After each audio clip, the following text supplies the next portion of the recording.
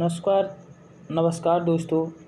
आज मैं लाया हूँ 50 शब्द प्रति मिनट। डिक्टेशन स्टार्ट होगी 5 सेकंड बाद। जहाँ तक मैं जानता हूँ कि ग्रामीण विकास की महत्वपूर्ण आवश्यकता कृषकों को आर्थिक साधन उपलब्ध कराने की है कि इस दिशा में ग्रामीण स्तर पर सहकारी संस्था बहुत महत्वपूर्ण भूमिका अदा कर रही है।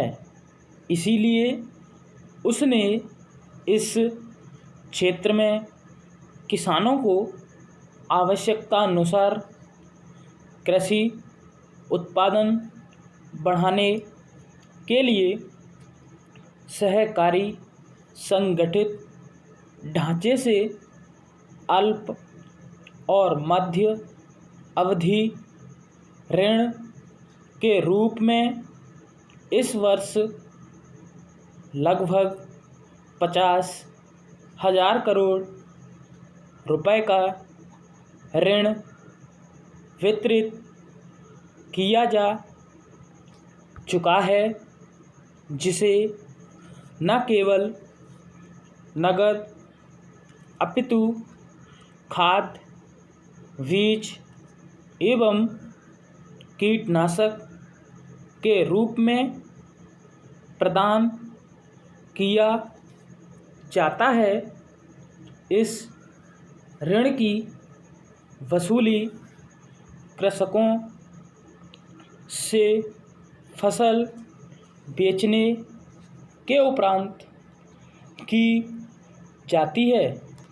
यह ऋण कृषि उत्पादन बढ़ाने में नई प्रणाली अपनाने में बहुत सहायक हुआ है। इसी प्रकार मध्यकालीन ऋण, जो सामान्यतः 3 से 5 वर्ष की अवधि का होता है, मुख्यतः सिंचाई सुविधाएं विकसित करने में सहायक सिद्ध हुआ है।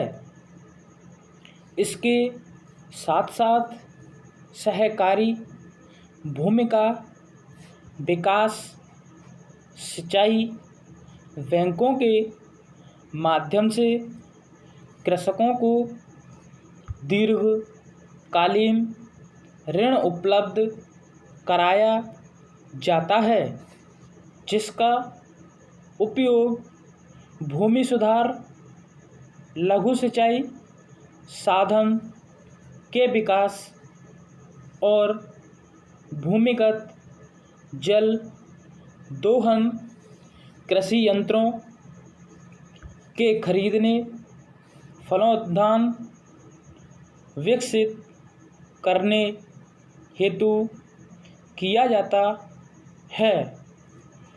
ये बैंक प्रतिवर्ष सहकारी भूमि एवं ग्रामीण विकास पर किसानों को औसतन 700 करोड़ रुपए वितरित करती है।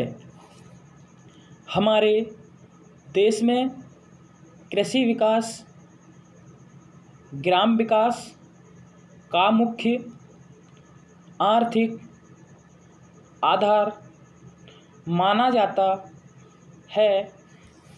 किसानों को तब तक लाभ नहीं मिल सकेगा जब तक कि उन्हें उत्पादित कृषि उपज का लाभकारी मूल्य प्राप्त न हो। इसके लिए मंडी स्तर पर कृषि क्रय विक्रय सहकारी समितियां बनाई गई हैं।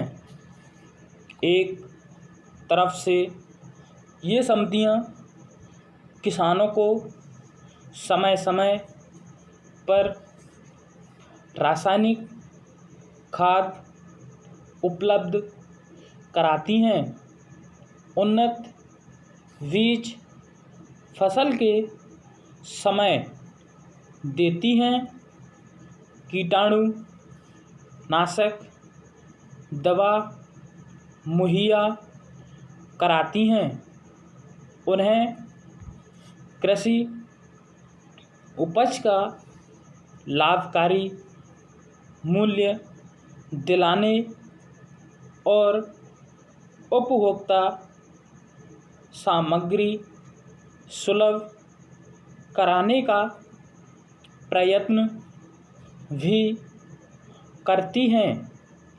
किसान को समय पर बीज नहीं मिलेगा, फसल कैसे होगी? बीज अच्छा होगा तो फसल अच्छी होगी। फसल के बचाव के लिए कीटनाशक दवा रक्षक का कार्य करती है, इसलिए सहकारी समितियां उनके लिए कारगर सिद्ध हो रही हैं।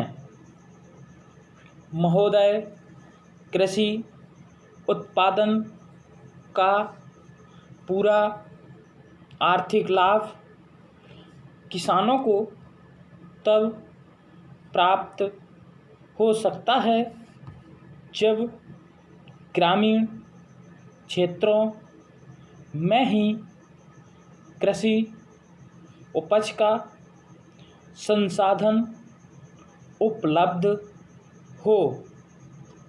इससे ग्रामीण क्षेत्रों में न केवल रोजगार के अवसर बढ़ेंगे, अपितु कृषकों को उनकी उपज का सर्वाधिक मूल्य मिल सकेगा। महाराष्ट्र और गुजरात की कुछ सहकारी इकाइयों ने कृषकों के विकास का ऐसा मार्ग प्रशस्त कर दिया जिससे कृषकों में आर्थिक सामाजिक जीवन में वांछनीय परिवर्तन कर विकास को सशक्त स्वरूप प्रदान हुआ है। कृषि उपज का संसाधन कर लाभकारी मूल्य दिलाने के उद्देश्य से देश में चीनी मिलें, सूत मिलें, तेल मिलें और चावल मिलें चल रही हैं।